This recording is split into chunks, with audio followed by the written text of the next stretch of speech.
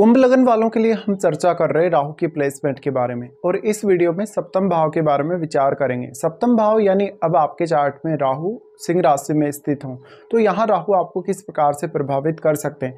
देखिए ये सूर्य का घर है और सूर्य के घर में वैसे भी राहु इतने अच्छे साबित नहीं होने वाले। यहाँ राहु है तो यह आपके पर्सनल नेम फेम के लिए बहुत ज़्यादा अच्छा हो सकता है और पार्टनर के नेम फेम के लिए भी। लेकिन आपका पार्टनर हमेशा डोमिनेटिंग होगा। अगर आपके चार्ट में सूर्य अच्छी स्थिति में है तो आपको पर्याप्त रूप से ऐसा राहु फेम दे सकता है और विदेश में सेटलमेंट भी दे सकता है। लेकिन यहाँ ज़्यादातर जो आपको दिक्कतें आएंगी वो पब्लिक से और आपके पार्टनर से आएंगी। अगर यहाँ पे राहु के साथ कोई अन्य ग्रह भी बैठा है तो कहीं ना कहीं उसी प्रकार की छवि आपकी लोगों के दिमाग में बन जाती है। राहु यहाँ प्लेस्ड है तो मेनली अब ये डिपेंड करेगा कि यहाँ राहु के साथ कौन सा ग्रह आपके चार्ट में बैठा है। अगर यहाँ मान लीजिए कोई एग्रेसिव ग्रह है, कोई फायरी ग्रह है जैसे मंगल या इवन सूर्य, तो ये आपके लिए काफ़ी ज़्यादा नुकसानदायक होगा। ऐसा राहु आपको बहुत ज़्यादा कहीं ना कहीं जीवन में अच्छे से जीने की प्रवृत्ति देता है और एक बहुत ही रॉयल लाइफस्टाइल की तरफ आपको आगे लेकर जाता है। लेकिन आपका पार्टनर आपसे भी बहुत बड़ी बड़ी आकांक्षाएं रखेगा या इच्छाएं रखेगा। यहाँ राहु है तो अब आपका पार्टनर ही मेजर रोल प्ले करेगा आपकी लाइफ में।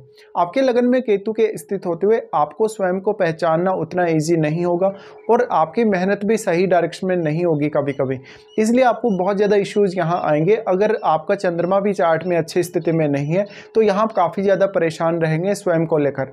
तो यहाँ सबसे ज़्यादा जो आपको प्रॉब्लम रहेगी वो आपके खुद से ही है आपको, और उसके बाद है आपको यहाँ सप्तम भाव से, क्योंकि इस प्रकार का राहु हमेशा आपको इल्यूजन में रखेगा। इस प्रकार का राहु आपको काफ़ी झगड़ालू बनाएगा। अगर लेकिन राहु के साथ मान लो कोई एग्रेसिव या फायरी ग्रह है तो ये पार्टनर को भी बहुत ज़्यादा एग्रेसिव बनाएगा। लेकिन पार्टनर पे इसका प्रभाव ज़्यादा पड़ेगा क्योंकि राहु 7th में है और 7th हाउस से आपके पार्टनर को रिप्रेजेंट कर रहा है। अब आपके चार्ट में सूर्य की स्थिति भी बहुत अच्छी चाहिए आपको, क्योंकि एक्चुअल में जो आपका पार्टनर है उसको आपके सूर्य रिप्रेजेंट कर रहे हैं। यहाँ पे राहु की प्लेसमेंट है तो ये विदेश के साथ जोड़ के आपको कोई ना कोई बिजनेस दे सकता है, लेकिन उसमें भी आपको पार्टनरशिप करना उतना बेहतर साबित नहीं होगा। ये राहु कहीं ना कहीं पॉलिटिक्स के लिए बहुत अच्छा साबित हो सकता है, आपके बिजनेस स्किल्स के लिए बहुत अच्छा साबित हो सकता है। लेकिन हमेशा आप यहाँ सप्तम भाव से संबंधित डिसीजन लेते समय बहुत ज़्यादा अवेयरनेस रखें, क्योंकि ऐसा राहु आपको बहुत बड़ी बड़ी अपेक्षाएं और इल्यूजन देगा और उसकी वजह से आप गलत फैसले लेने के लिए बाध्य होंगे। लगन का केतु इन गलत फैसलों के बारे में आपको आभास नहीं होने देगा।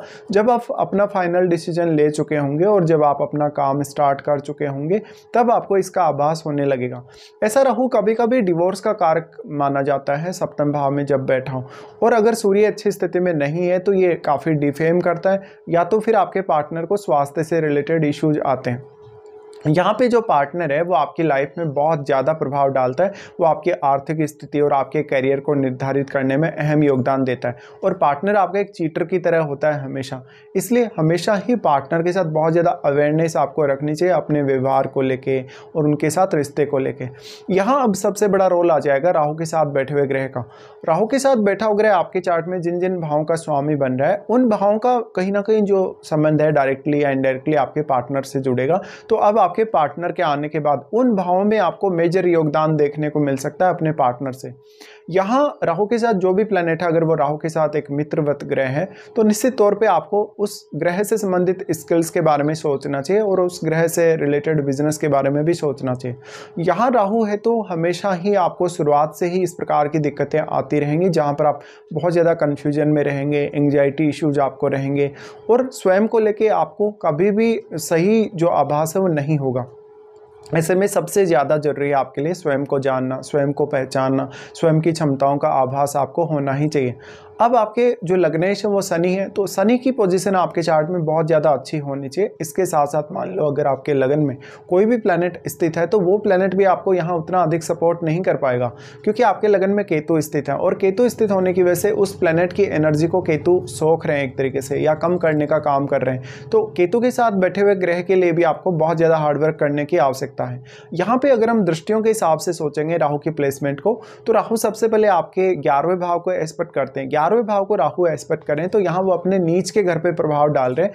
ऐसे में ऐसा राहु आपको बहुत बड़े बड़े विचार दे सकता है आपकी आर्थिक स्थिति या धन या संपत्ति को लेके। इस प्रकार का राहु आपको जिस हिसाब से पॉपुलैरिटी देता है कहीं ना कहीं उसी हिसाब से आपको दूसरों के द्वारा ठगा हुआ महसूस करवाता है या दूसरे लोग हमेशा आपका फ़ायदा उठाएंगे। ऐसा राहु आपको काफ़ी चर्चित बना देता है कभी कभी, और दूसरों की नज़रों में आप बहुत ज़्यादा सही साबित होते हैं कहीं ना कहीं। लेकिन सामने वाला जो पर्सन है, जो आपकी लाइफ में आ रहा है, जो आपके साथ इंटरेक्ट कर रहा है किसी भी तरीके से, वो पर्सन आपको बहुत जल्दी जज कर लेता है, लेकिन आप दूसरों को बहुत इजीली जज नहीं कर पाते। ये भी एक कमी है यहाँ पर। राहु जो आपके 11वें भाव पे प्रभाव डाल रहा है, अगर मान लीजिए अब आपके चार्ट में जुपिटर बहुत अच्छी स्थिति में हो, तभी ऐसा हो सकता है कि विवाह होने के पश्चात या आपके जीवन में पार्टनर आने के बाद आपकी आर्थिक स्थिति में कुछ अच्छा बदलाव आएगा। अदरवाइज यहाँ ज़्यादातर केस में ऐसा देखा गया है कि जो पार्टनर है वो आपकी आर्थिक स्थिति को बहुत ज़्यादा खराब कर देता है। राहु क्योंकि अपने नीच के घर पे प्रभाव डाल रहे हैं तो वो आपकी जो एक्सपेक्टेशन है उनको काफ़ी स्ट्रांगली बढ़ाने का काम करेंगे। और अगर मान लो 11वें घर में राहु का कोई मित्र ग्रह बैठा हो तो यहाँ आपको राहु ज़्यादा प्रभाव अच्छा दे सकते हैं कहीं ना कहीं। तो राहु का जो प्रभाव है 11वें भाव पे आपको इस तरीके से जज करना चाहिए। साथ साथ में जो आपके 11वें भाव में प्लैनेट बैठा है वो आपके चार्ट में किसी न किसी भाव का स्वामी है, तो उन भावों का रोल भी आपके लिए 11वें भाव के मामलों में बढ़ जाएगा। फिर यहाँ राहु प्रभाव डाल रहे हैं लगन पर। लगन पर जब प्रभाव डाल रहे हैं और इस तरीके से अगर राहु बैठे हैं फायरी साइन में, तो राहु बहुत ज़्यादा एग्रेसिव बनाने की कोशिश कर रहे हैं आपको, और आप शनि से रिप्रेजेंट होने वाले पर्सन हैं। ऐसे में आप ये देखिए कि लगन में क्या कोई बहुत एग्रेसिव प्लैनेट तो नहीं बैठा है, या केतु के साथ अगर कोई एग्रेसिव प्लैनेट है तो आप बहुत ज़्यादा एग्रेशन में ऑलरेडी रहेंगे, और जब राहु प्रभाव डालेगा तो कहीं ना कहीं उस प्लैनेट विशेष से संबंधित भी प्रवृत्तियाँ आप में बढ़ेंगी। ऐसे में आपको राहु बहुत गलत डायरेक्शन में लेकर जा सकता है। राहु के साथ अगर शुक्र हो तो आपका जो छवि है उसको बहुत ज़्यादा खराब कर सकता है। सिर्फ और सिर्फ आपको तब सबसे ज़्यादा फायदा होगा यहाँ राहु की प्लेसमेंट से जब राहु के साथ इनका जो मित्र है बुध स्थित होगा। यहाँ पे अब आपका राहु के साथ जो भी प्लैनेट यहाँ जुड़ रहा है, राहु के साथ जो भी प्लैनेट यहाँ युति कर रहा है, उस ग्रह विशेष से संबंधित आप कोई बिजनेस करने पर विचार कर सकते हैं। हालांकि ऐसा राहु आपको इंडिविजुअल तौर पर खुद में बहुत ज़्यादा सक्षम बनाने की भी कोशिश करेगा, आपको सेल्फ डिपेंड बनाने की भी कोशिश करेगा, लेकिन यहाँ पर आपको ये इल्यूजन देगा कि पार्टनर के आने के बाद शायद आपकी लाइफ बहुत ज़्यादा बेटर हो सकती है, या हो सकता है लाइफ में आपके कुछ बहुत अनएक्सपेक्टेड हो जाएगा मैरिज करने के बाद, लेकिन होता बिल्कुल उल्टा है। फिर यहाँ राहु प्रभाव डालते हैं थर्ड हाउस पे। थर्ड हाउस पे भी जब वो प्रभाव डाल रहे हैं तो यहाँ भी वो फायरी साइन पे ही प्रभाव डाल रहे हैं। ऐसे में इस प्रकार का राहु आपको गलत तरीके से रिस्क लेने के लिए प्रेरित कर देता है और आप गलत फैसले ले लेते हैं। राहु का थर्ड हाउस पे प्रभाव है तो भाई बहनों, रिलेटिव्स के साथ, पड़ोसियों के साथ अक्सर कोई ना कोई आपका विवाद या कोई ना कोई ऐसी समस्या आपको होती रहेगी। हालांकि ऐसा राहु आपको हार्डवर्क करने में मदद जरूर करेगा, आपको हमेशा बहुत ज़्यादा मेहनत करने की प्रवृत्ति देगा, लेकिन हमेशा आपकी जो मेहनत है वो या तो सही डायरेक्शन में नहीं होगी, कभी कभी अगर होगी तो उसका फायदा दूसरे लोग उठाएंगे जो भी आपकी लाइफ में आएंगे।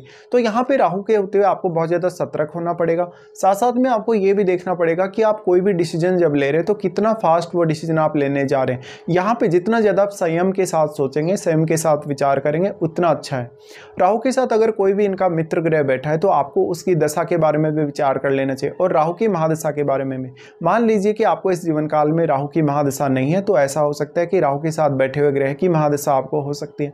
हालांकि ये भी देखा गया है कि राहु के साथ शुक्र हो, राहु के साथ इवन बुध हो, तो कभी कभी जातक का नेम फेम बहुत ज़्यादा अच्छा होता है, लेकिन ये रिश्तों के लिए उतना अच्छा नहीं होता शुक्र का यहाँ राहु के साथ होना, और आपकी मैरिड लाइफ को लेके बहुत ज़्यादा डिफ़िकल्टीज आती हैं। साथ साथ में आप अपना स्वयं का जो पॉपुलैरिटी है उसका आभास नहीं कर पाते, क्योंकि लगन का केतु आपको ये सब जानकारी नहीं होने देता, आभास नहीं होने देता।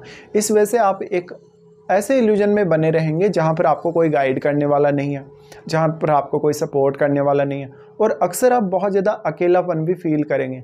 तो इस तरीके से आपको विचार करना होगा राहु के सप्तम भाव में होते हुए।